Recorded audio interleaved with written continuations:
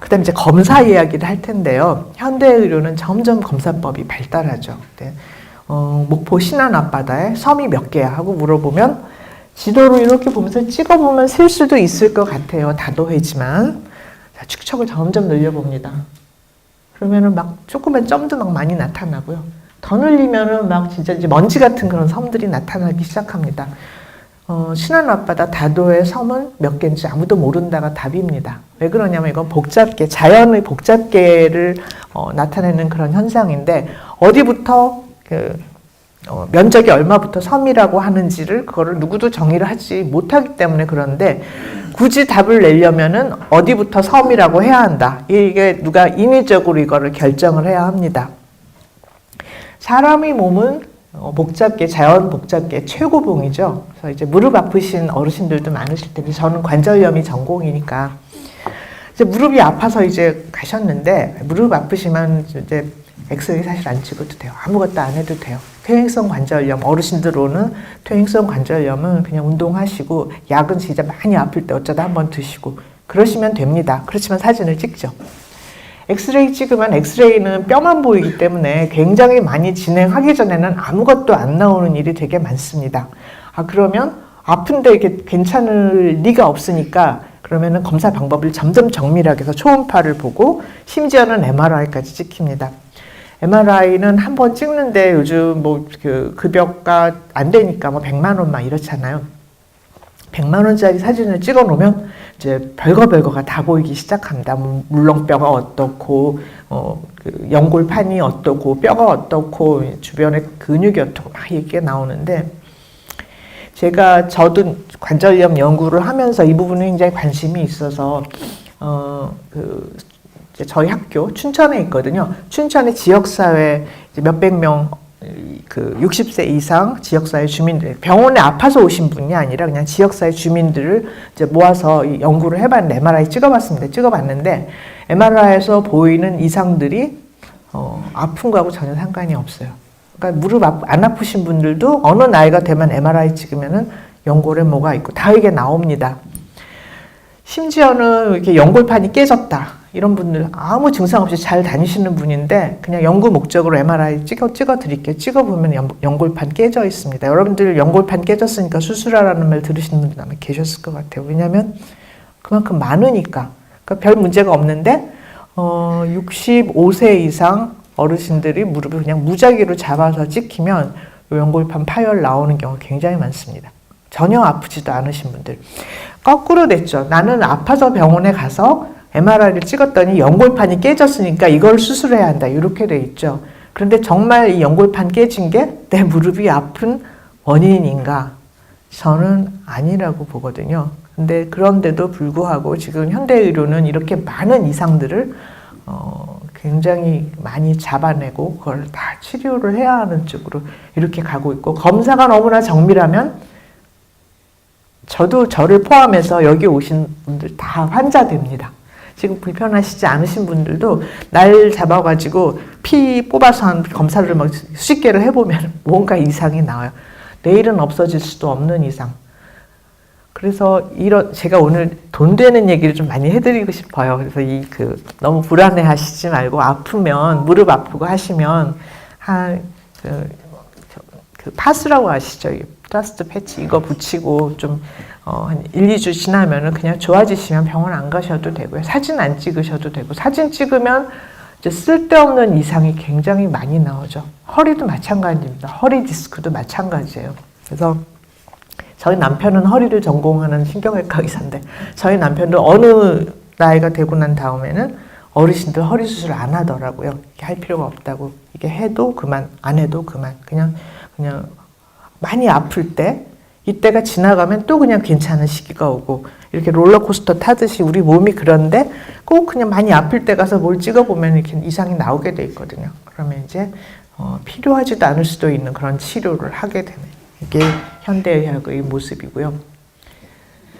저는 이제 죽음 비즈니스라는 병원이라는 게 아니라 죽음 비즈니스입니다. 근데 죽음 비즈니스라고 하면은 막 의사들이 나쁘다 이렇게 얘기를 하는데 제가 의사라서 팔이 안으로 굽는 게 아니라 진짜 의사들 중에 황당한 사람들도 있는데 대부분은 여기에 대해서 굉장히 고민하는 사람들이 많은데 이 사람들이 목소리가 반영이 안 되죠.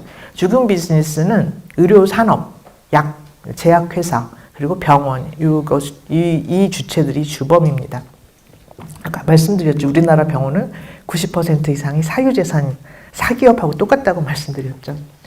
그러다 보니 많은 병원들이 건강검진을 이제 그 상품으로 만들어서 팔기 시작합니다. 이 건강검진에 들어가 있는 검사 진짜 종류가 많거든요. 여러분, 별게 다 나오고요. 이제 건강검진 하시는 가장 큰 이유는 암 조기 진단이 아마 크실 거예요. 내가 암에 정말 무섭잖아요. 암 걸려서 이제 그 천수를 다 하지 못하고 죽게 되면 이거 진짜 굉장히 있어서는 안 되는 일로 생각하시잖아요. 그러다 보니 이 건강검진의 토픽은 암 검진입니다. 그런데 이제 대표적인 게 전립선암 같은 건데 피검사로 PSA라는 거 아마 검사해 보신 분이 있으실 거예요. PSA 수치가 올라가면 전립선암 가능성이 많다. 이제 걱정하시는데, 자, 이 데이터는 미국에서 미국은 부검을 하는 사회니까 아무래도 이제 나이별로 그냥 자연사하신 분들 혹은 뭐 사고로 뭐 다른 이유로 돌아가신 분들 전립선을 한번 띄워봤어요. 했더니 암세포가 나오는 확률은 나이에 따라서 기하급수로 폭증한다는 사실입니다. 이분들 전립선암으로 돌아가신 분들이 아니거든요. 그러니까 이게 무슨 말이냐면 이 암들은 어쩌면 그냥 나하고 같이 살다가 나하고 같이 같이 없어졌을 수도 있는 암인데 이걸 찌르면은 이제 나옵니다. 여러분들이 몸에 암세포 있다 그러면 이거 그냥 받아들이실 분 아무도 안 계실 거예요. 당장 이거를 없애야 한다 이렇게 생각을 하실 거예요. 그런데 이렇게 자연적으로 우리 몸에 암세포가 있을 수 있다는 그거는 너무 많은 분들이 모르시더라고요. 우리나라 대표적인 게 갑상선암입니다. 여러분들 갑상선암 수술하신 분들 계실 텐데 제가 2000년에서 2010년 사이 재환자분들 여자분들이 많으니까 근데 이렇게 들어오시는데 목 앞에 칼자국이 다 이렇게 있더라고요. 그런 분들이 점점 많아져요. 그래서 왜 이러셨습니까? 했더니 갑상선암을 진단받아서 수술을 했다고 막 이제 울으려고 그러시고 막 그래요. 암 진단 받았다고. 근데 이거 저만 고민한 게 아니라 그때 당시 의사들이 왜 이렇게 갑상선암이 많아지냐 여기에 대해서 이제 연구를 하고 했습니다. 갑상선 초음파 하죠. 건강검진할 때 갑상선 초음파에서 시작을 한 것이고 갑상선 초음파를 대보면은 좀 이상하게 보이는 부분들이 있고 여기를 찌르면 암세포가 나올 확률이 굉장히 많습니다. 근데 이 암은 전립선암처럼 그냥 우리하고 같이 그냥 말썽 안 부리고 조용히 있다가 같이 가는 암일 가능성이 굉장히 많은 게 이런 데이터를 보시면 알 수가 있습니다. 데이터 보시는 거, 숫자 보시는 거 굉장히 싫으신데 이거를 좀 어느 정도 아셔야지 사기를 안 당하세요. 사기를 안 당하시는데 그래서 저는 숫자하고 좀 친해지실 거를 많이 권하고요. 어떤 병이 정말 이 치료에 획기적인 결과가 있다면 왼쪽 그림처럼 백혈병 치료처럼 이렇게 됩니다. 발생률은 큰 변화가 없는데 사망률이 툭 떨어지죠. 이게 90년대 말에 글리백이라고 하는 굉장히 유명한 항암제가 나왔습니다. 그러면서 환자들이 정말 이제 오래 살 수 있는 그런 계기가 됐어요. 그런데 갑상선암은 어떻습니까? 폭발적으로 거의 몇 배일까요? 이게 한 3배? 2배 이상. 우리나라는 10배가 늘었습니다. 이건 미국 데이터고요. 발생률은 이렇게 늘어나는데 사망률은 똑같아요. 이거는 과잉 진단일 가능성이 굉장히 많습니다. 치료 잘해서 사망률이 적은 거지. 이거는 말이 안 되는 게 이렇게 많이 늘면 사망률도 조금은 늘게 돼 있고요. 맨 마지막 영어로 돼 있어서 죄송한데요. 맨 마지막 점선은 이거는 발견됐을 때 전이가 된 사람 똑같습니다. 일찍 발견하건 옛날이건 또 전이가 되는 사람 똑같아요. 그러니까 이제 이것 가지고 우리나라에서 굉장히 좀 논란이 많았어요. 그런데 여기에 이해관계가 달린 사람들은 이거를 비판하는 의사들을 굉장히 또 공격을 많이 했습니다. 너희들이 몰라서 그러는데 이렇게 해서 수술한 사람 중에 괜찮은 줄 알고 들어가 봤더니 전이 돼 있는 사람도 있었어. 이제 이렇게 얘기를 하면 그럼 길 걸어가다가 어떻게 재수 없으면 천둥 맞을 수도 있고 번개 맞을 수도 있지. 이렇게 답을 해야 하는데 이제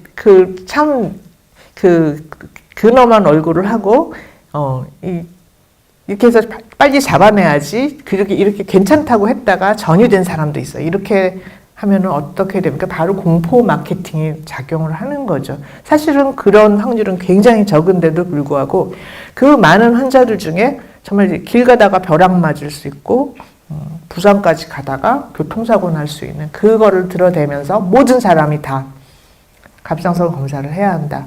이렇게 주장을 하는 게 지금 우리 그 현대의료의 한 가지 문제고, 우리나라 의사들이 이렇게 하니까 미국 의사들이 또 배웠어요. 미국에서도 갑상선암이 굉장히 많이 늘어나고 있습니다. 그래도 우리는 암을 피하고 싶죠. 암에 걸려서 빨리 죽고 싶은 사람 아무도 없죠. 그렇기 때문에 누가 건강검진해서 암을 빨리 발견해서 굉장히 좋은 결과를 가져왔다. 이 한 사람의 이야기가 중요하지, 나머지 999명 검사하고 돈 버리고 그다음에 추가 검사하고 불필요한 수술하고 그래서 합병증이 돼. 이 사람들 얘기는 전혀 들리지를 않습니다. 이걸 데이터가 굉장히 큰 공백이 있다는 것을 말씀을 드리고요.